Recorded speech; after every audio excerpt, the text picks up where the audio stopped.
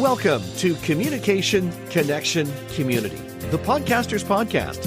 This podcast takes a deep dive into modern-day communication strategies in the podcasting space. We chat with interesting people who make the podcasting and speaking spaces exciting and vibrant. We also dive into the podcasting community with news, updates, latest trends and topics from this ever-evolving space. So strap in. It's going to be one amazing ride. Let's dive into today's episode.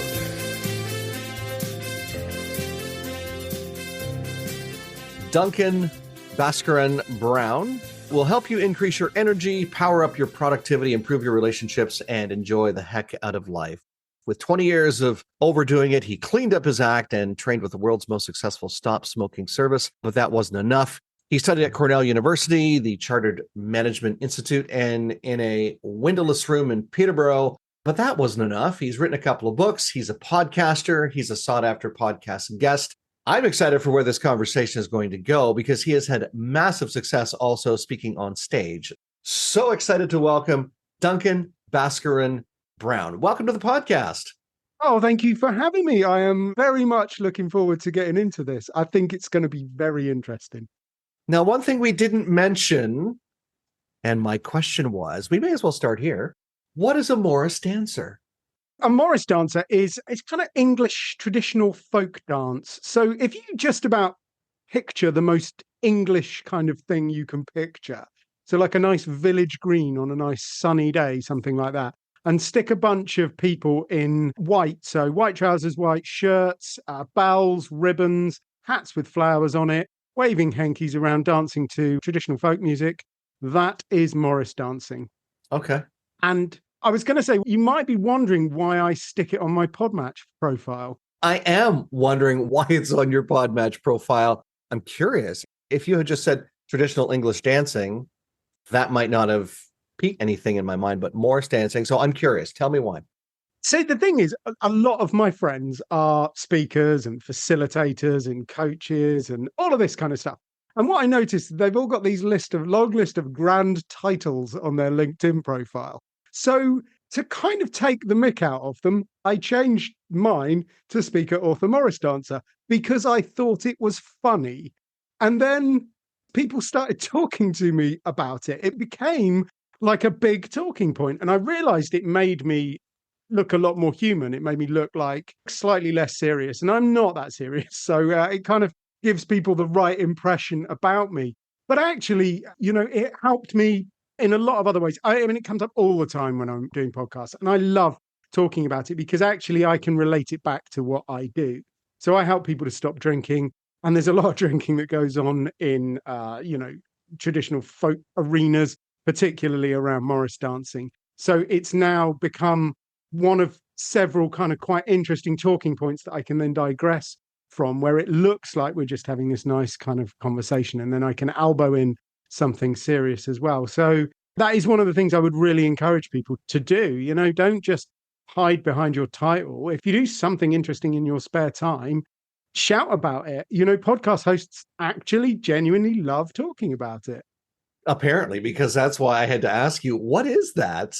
To see if it was something that we should talk about. And obviously it's something that, and I'm glad we have chatted about it. Is it something that you've talked about also on stage when you've been giving presentations, when you've been speaking? So currently doesn't feature heavily in either of my keynotes. It features in both of my books. So Get Overindulgence and Real Men Quit have both got little Morris dancing references in them, but not so much in the current keynotes. However, what I currently speak about is how to get rid of bad habits. And what I'm moving towards speaking about more is how to build good habits. And unfortunately, I haven't got everything nailed down yet. But next year, I'm going to break a world record. And that's going to be the center of my keynote. Now, I'll let the listeners draw their own conclusions as to whether that world record is related to Morris dancing or not. Because as I say, I haven't really nailed it all down yet. I'm just talking to Guinness at the moment. And, once I do, I will announce it. But maybe that was like a little sneak peek for your listeners. A little bit of a preview, a teaser, as they call it. And the fact that you said you're talking to Guinness, tells me that you're the only person I've had on my podcast, I believe, that has said they're talking to Guinness or have spoken to Guinness or have won anything related to Guinness. So that tells me that there's a stay tuned, but then also there's a we have to follow up with we have to follow up with Duncan at some point to find out where this led to. So thank you so much for sharing that. Let's talk about podcasting because that's why we're here. What was it that led you to podcasting to begin with? What was the journey into the podcasting space? Way back when, in the dark, misty depths of time, before Zoom was fashionable, I ran a virtual summit because I realized nobody was really doing it in the space that I was in. And I thought it was actually fairly easy to put together. So I hacked together a virtual summit and it was kind of quite good. It generated a bit of interest. It certainly was garnered more interest than I was normally getting on social media. So it seemed to amplify stuff a little bit. And that after I finished, I had a load of interviews and I was like, well, what am I going to do with these interviews? And it's like, oh, you know what you could do with interviews, Duncan? You could do a podcast. So I almost started my first podcast accidentally. But again, one of the things that I noticed about it was in terms of listeners and in terms of interest, it certainly surpassed anything else that I did on social media. So that was why when I pivoted a few years after that and started talking more about removing bad habits and alcohol and junk food and that sort of stuff, it seemed sensible to me to try and get the message out using other people's podcasts because I'm a little bit lazy. So I thought it would be easier to get them to do all the editing. But then once I'd found an area that I was really, really obsessed with and I just wanted to learn a whole lot more about it, it just seemed very natural that I should interview some experts to learn more about it. And why would you interview experts and not record your interviews and stick it out as a podcast? So yeah. I got into it, I suppose, accidentally, but I noticed the benefits pretty quickly. And now I think it's such a valuable research tool for me, as well as being, great for generating the interest. And elevates your expertise, your credibility, your passion project, all of those things that are who you are and variations of that.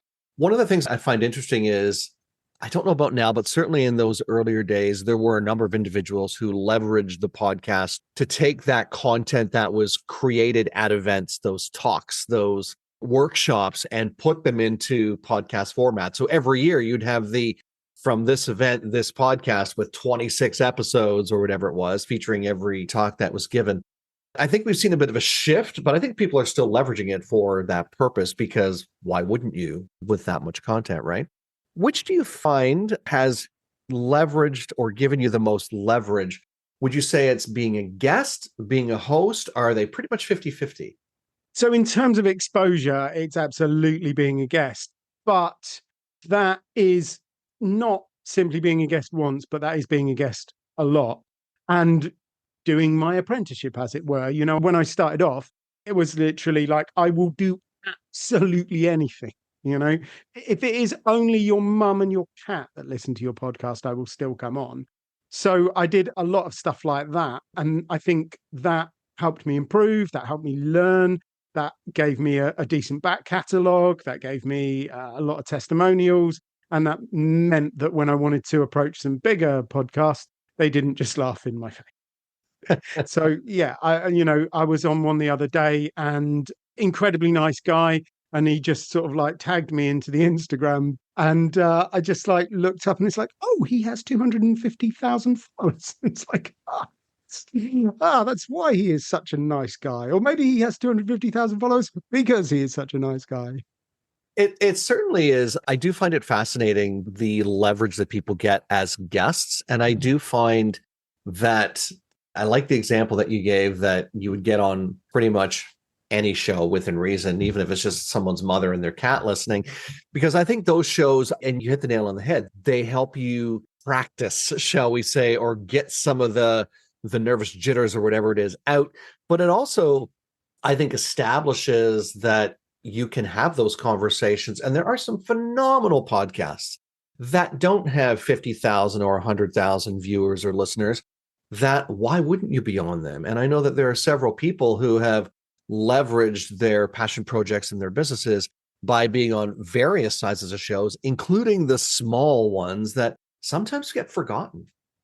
Yeah, yeah. Interestingly, you've reminded me of something that I think is so important that I wish somebody told me this a long, long time ago. Whenever you meet somebody, you should be nice to them for three reasons. One, because you don't know who they are. You don't really know who they are the first time you meet them. You don't know who they know. So they might just say, "Oh, I met this amazing guy the other day called Duncan." And they happen to say that to a CEO of a Fortune 500 company, and it changes your life. But the real kicker is you do not know what they will become.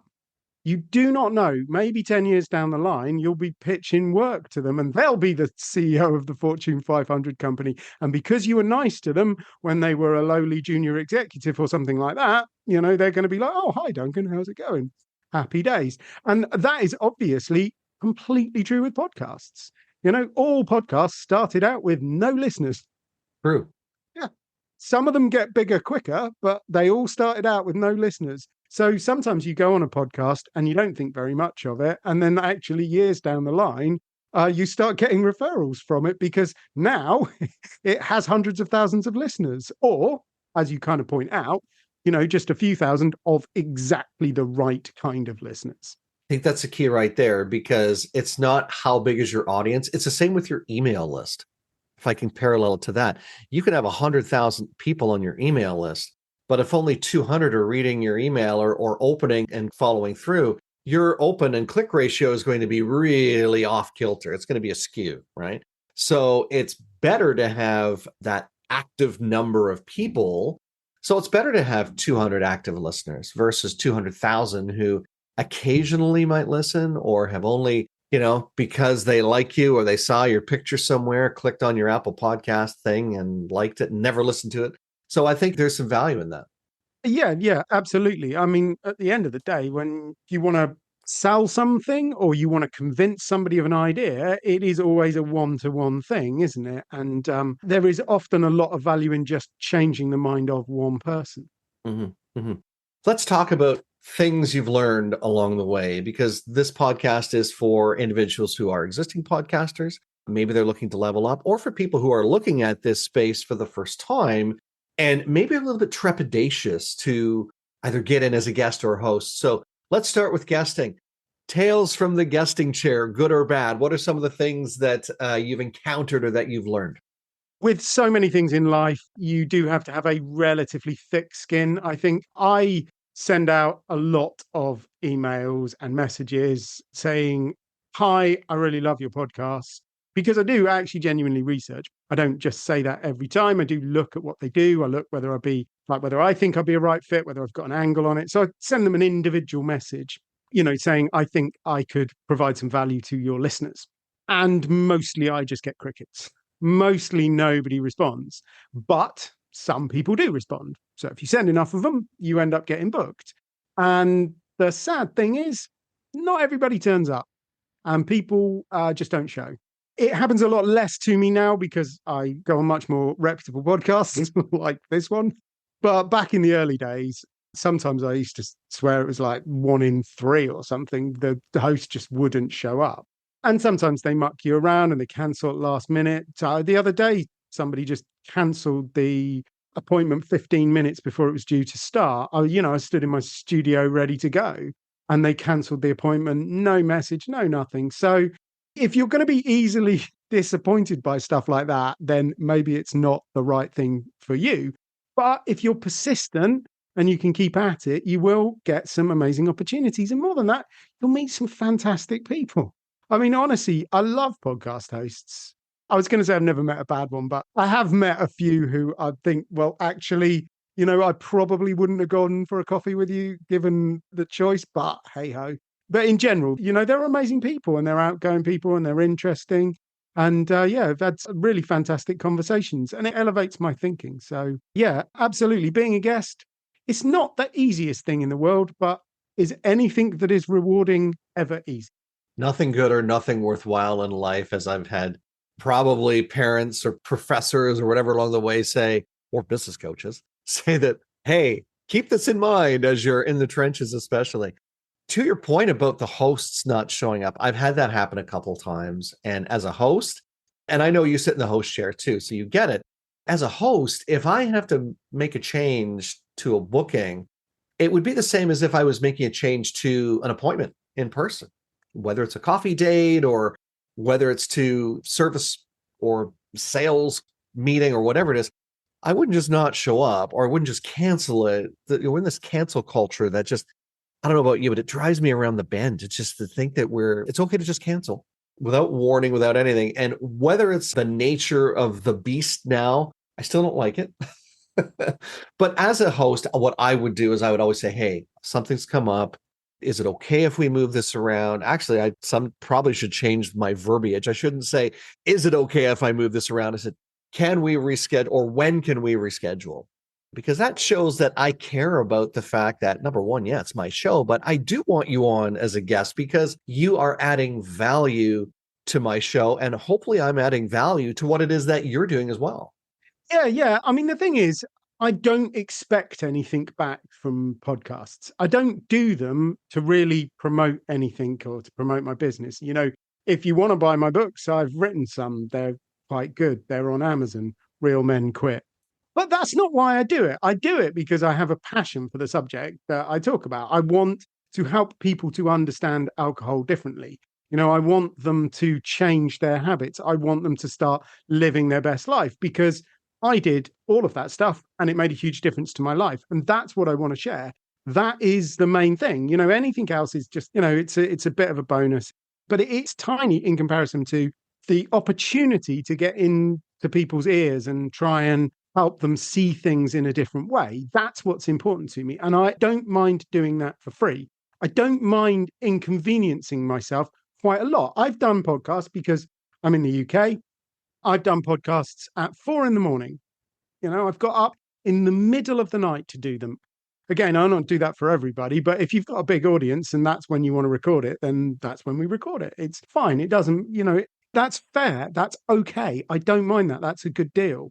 But it's when you inconvenience me and I don't get anything out of it in return, and I don't even get the opportunity to sort of help people to see things differently, that I do find slightly disappointing. But I don't know. I think I've just become too compassionate in life.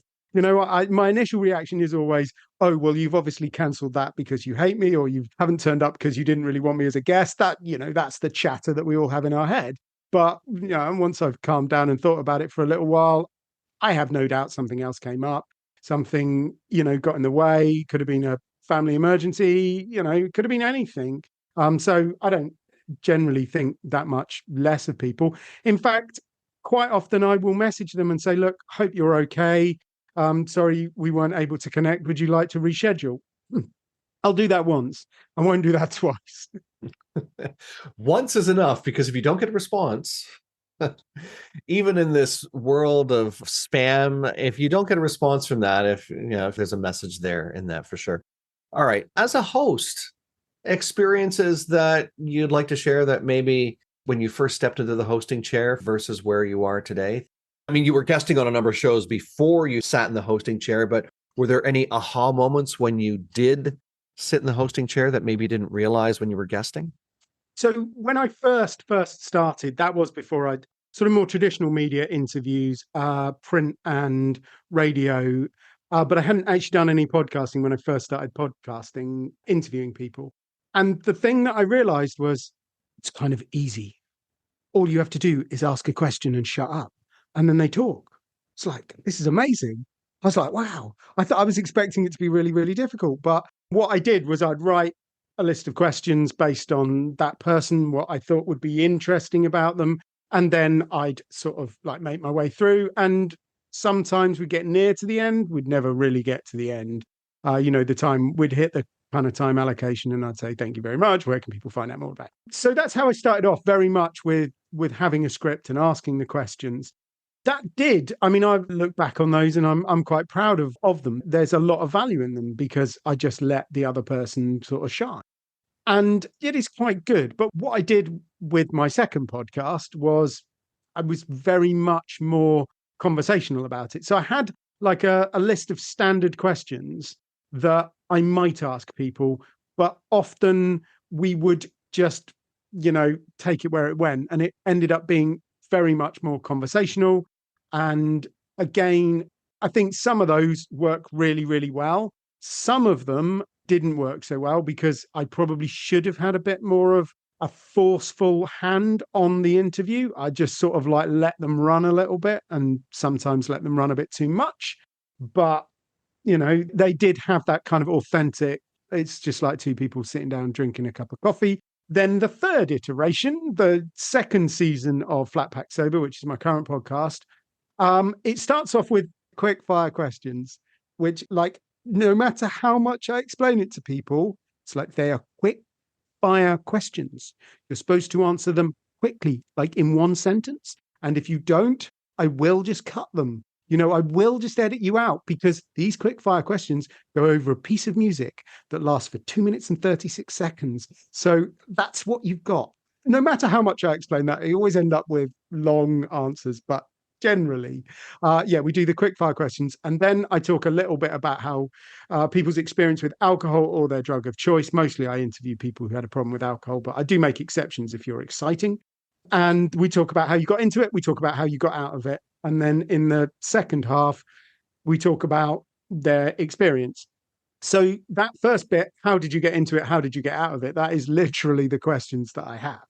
And then that ends up being quite kind of free form and a little bit free flowing, and it works the way it's supposed to be. And then I do write questions for the second half, and sometimes I use them. Sometimes they just say something interesting in their first answer, and we just kick that topic around until, we run out of time. So now it's much more of a kind of combination of having a plan, but not necessarily having firm questions that I'm just going to crack through. So I don't know. I think I've got the best of both worlds, but if you interview me again next year after I've done that world record thing, it will probably be totally different. I will probably have come up with a new theory for season 3.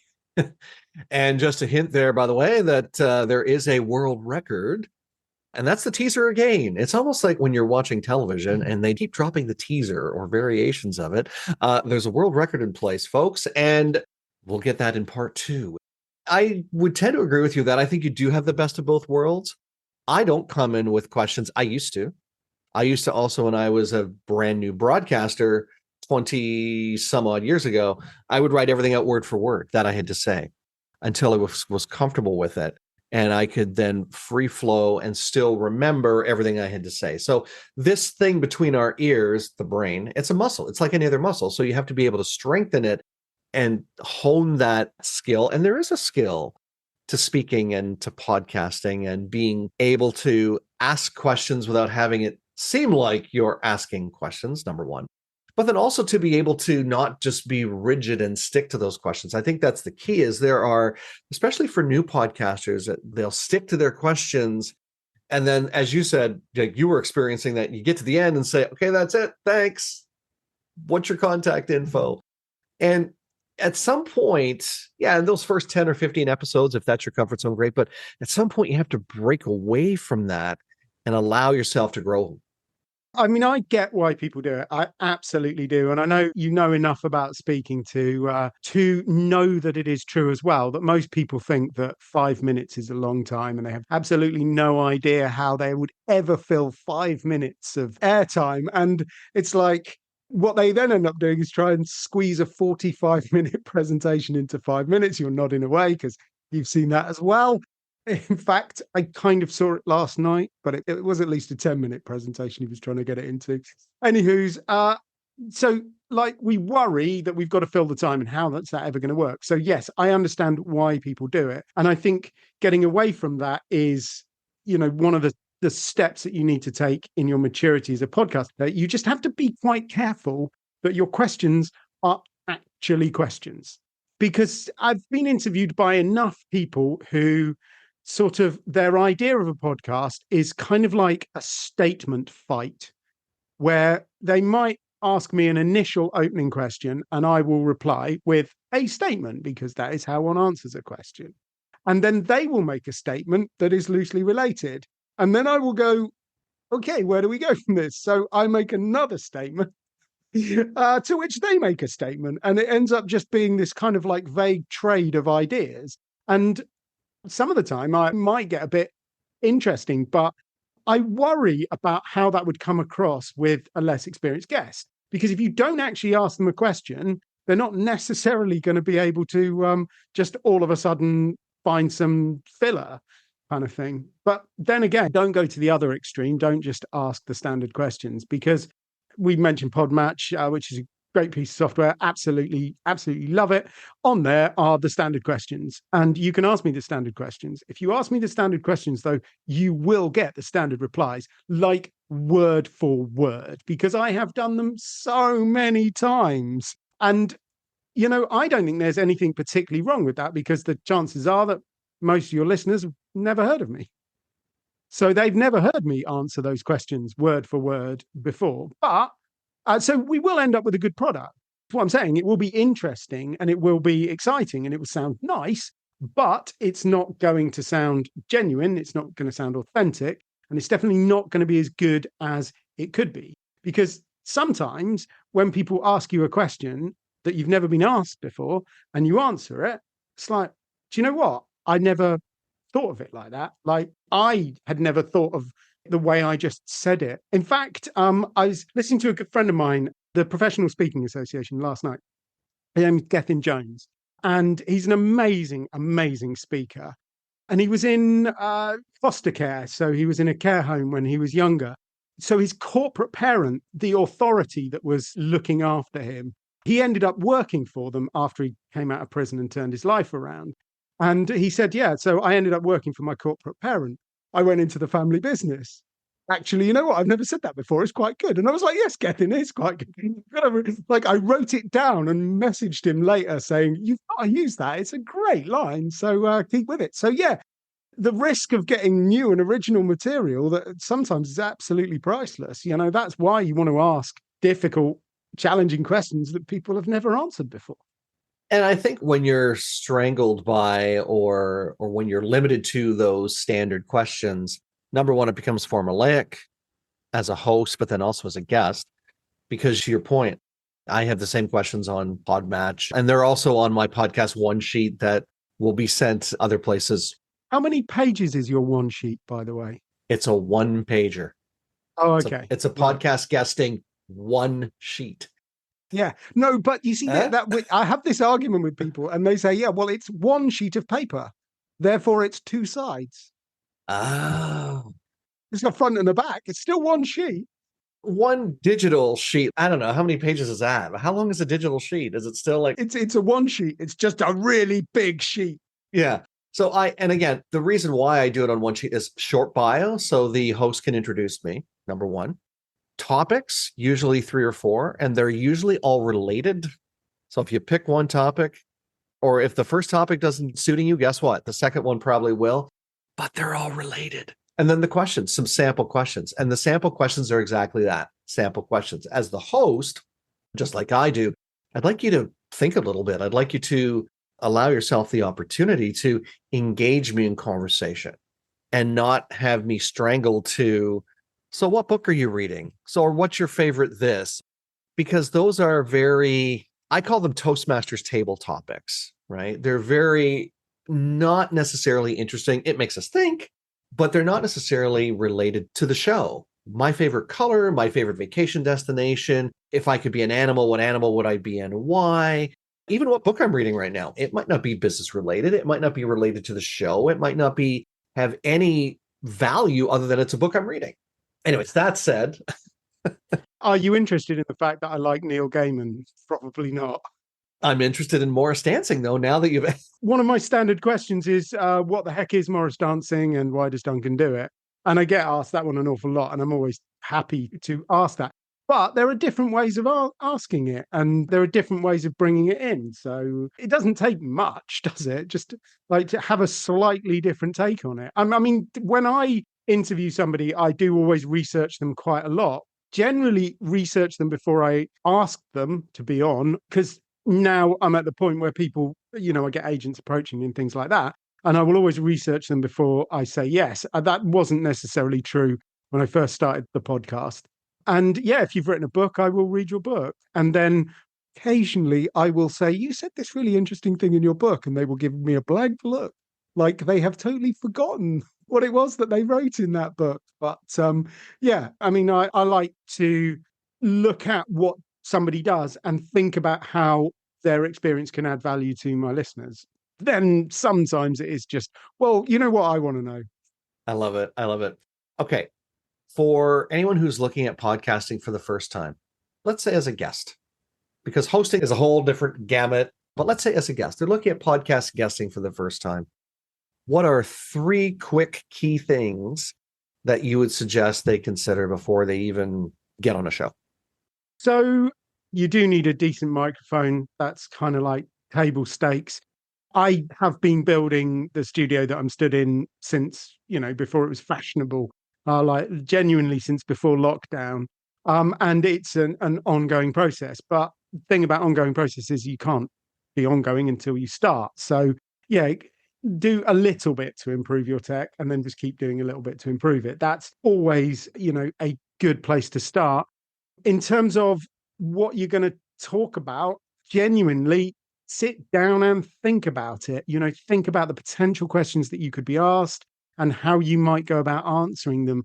I don't really I don't have like a cheat sheet with talking points and the stuff that I really want to get across on there. But that's not a bad place to be, to think, what is it that I really want to talk about? What is it that I really want to get across to people? And then, make some notes on that and practice it. Like, I'm sure you've come across this. The reason why there aren't relatively few great speakers in the world is because most speakers hate practicing and they just don't do it. So I know you hate it, but it is worth it. Actually say it out loud. If you have to go for a run or sit in the sauna or the bath or whatever to do it, find somewhere where it's kind of enjoyable and practice it. And then in terms of getting onto the podcast, the last thing I would say is I don't know whether it's just the company that I keep. When I first started trying to get on podcasts, I approached people that I already knew or I already had some connection to. Being in the world that I am in, I happen to know quite a lot of people who have podcasts. And I was a little bit sort of tactical about it, I suppose. There were a few people who had quite big podcasts that I didn't approach until quite late on, once I'd got a bit better at it. So yeah, and then the bonus one, because you asked for 3 and this is number 4, like when you're first starting out, go on anything. Do anything. It will help you improve your ability to answer questions, which is a skill, and a skill very many people never ever practice. And have fun doing it too. Yeah, well, I mean, so that's so deeply ingrained in my life that I was like, that would be like saying, yes, and you must also breathe whilst you're doing podcasts. I find there's so many people though that they get so anxious and it's like, is it perfect? It's got to be perfect. It's got to be. And I understand that, especially if it's for business and your credibility is on the line. I understand that. But if you're having fun with it, and, and I think this goes back to practice. If you're practicing properly and you're having fun with the guest and you're engaging in conversation, you can't help but have fun with it. But so many people I find come into the space, it's an interview. It's time to put on my interview voice now. But have fun with it. This is why you should talk about Morris dancing. Because, no, seriously, not just because it's fun, but because it makes you look like a human being. And actually, that is what people are generally much more interested in, human beings, than they are in titles and just professional veneers. So you've got to actually come at it and talk about yourself and talk about your life and let people into who you are. And if you do that through the medium of Morris dancing, it's a great thing. But like, look, everybody does something outside of work. Talk about that. It might not be the world's most interesting thing, so find an angle on it. Find a really nice way of saying, like, as I said, there's a lot of alcohol involved in Morris dancing. So the story that I always tell is about when I started Morris dancing again after I'd stopped drinking, and whether I'd enjoy doing it, whether I'd even be able to do it, all of that kind of stuff. And there was a lot of tension there. I'd gone to a few events. It suddenly dawned on me that it was never actually about the alcohol. It was about the people. It was about the community. It was about the tradition. And actually, do you know what? I actually like dancing. So it was about the dancing, it was about all of these things. It was never about the alcohol. And actually, I think that's quite a powerful story. And I think it really illustrates an important point about sobriety, that actually you can have fun without drinking. You can continue to do the kind of things you want to do, even if they're Morris dancing. So that kind of personal story now has become quite a powerful message and something that I absolutely love sharing with people. And it all happened because I was taking the mick out of my friends and snowballed from there. But definitely, find that thing that you do in your life, find a way of talking about it. Oh my goodness, Duncan, an amazing conversation. We definitely need a follow-up one after, the follow-up from Guinness. There's another teaser. I'm going to do a new one sheet after that. Maybe even it'll only be one page. Who knows? Not one sheet, one page, one side of the. Anyways, to be fair, I call it a media pack. That probably has a better ring to it than just calling it a one sheet. Because then if it's two sheets, people will say it's two sheets, not one. Duncan, how can people get a hold of you and get the resources, find your books, things like that? So if you want to check out Real Men Quit, which is my latest book, which is my effort to help men who drink too much. I don't know, you might know a man who drinks too much. That's called Real Men Quit. Just stick Real Men Quit into Amazon. Very easy there. But if you wanted to look at my earlier book, Get Overindulgence, I'd love to offer your listeners a free copy of that. It's a digital download, but if you go to getover.uk, that's getover.uk, then, you can download it, PDF or Kindle there, and have a look at that. That also goes to my website, and you can find out more about what I do there. And actually, that's quite a good point, isn't it? My website is bhaskaranbrown.com. Right? Most people can't spell Bhaskaran. I mean, heck, unless you're a podcast host, most people can't say it. So I used to go on podcasts and I'd be like, bhaskaranbrown.com with an H, right? Yeah, it's like nobody's going there, are they? So then I bought this short domain, getover.uk. And now whenever I go on podcasts, I always say getover.uk. That's getover.uk. And I just keep repeating it for hours and hours and hours until everybody remembers it. But it's very easy to find. And that, as a result, I do genuinely get traffic to my website, and I do genuinely get interest out of doing podcasts because I make it really, really easy. So many people, the call to action, it's too hard. It's too complicated and nobody does it. So there's another, that's a bonus freebie tip. Duncan, it's been an amazing conversation, as I said. Before I turn you loose to record another podcast episode or get on one or help people with their addictions and overcoming them, I'll give you the final thought. So way, way back, long time ago, when I was in Toastmasters, actually, had a very new member doing an evaluation for me. And she said, I don't know what I could ever tell you about speaking, Duncan. Genuinely, you're so good at it. I don't know what I could ever tell you. That was how she started her evaluation. And then she went on to say something which absolutely blew my mind and I'd not even thought about ever. And I think that kind of speaks to the point about podcasting. Why should you start a podcast, or why should you go on a podcast? Because trust me, you know an awful lot of stuff that I don't. And much of it would totally and utterly blow my mind. So go out there and share that stuff that you think is mundane and boring and everybody knows. The truth is, nobody knows that. To the vast majority of the population, what you have in your head is startling and original and totally uncharted territory. So get out there and share it with people, because you are more than enough to do a decent interview or start an amazing podcast. And if you do start an amazing podcast, get in touch. I'd love to be a guest. Anything but boring. That's certainly a good place to leave it. Duncan Bhaskaran Brown, thank you so much for taking time out of your day and for being my guest today. Oh, it's an absolute pleasure. Thank you. And hey, thank you for being a part of the show today. So glad you could join us. Believe it or not, I can't work this magic by myself. So thanks to my amazing team, our audio engineer, Dom Carillio, our sonic branding genius, Kenton Dilborowski, and the person who works the arms, all of our arms actually, our project manager and my trusty assistant, Jillavel Tiongo, known to us here simply as July. If you like what you heard today, let us know. You can leave us a comment or review, or even send us a voice note. And if you really liked it, we hope you'll share it with your friends and your colleagues. If you don't like what you heard today, well, please feel free to share it with your enemies. And if you know of someone who would make a great guest on the show, let us know about it. You can get in touch with us by going to our show notes where all of our connection points are there, including the links to our website, LinkedIn, and Facebook as well. And if you're ready to be a guest on podcasts or even start your own show, let's have a conversation. We'll show you the simplest way to get into the podcasting space and rock it. Because, after all, we're Podcast Solutions Made Simple. Catch you again next time.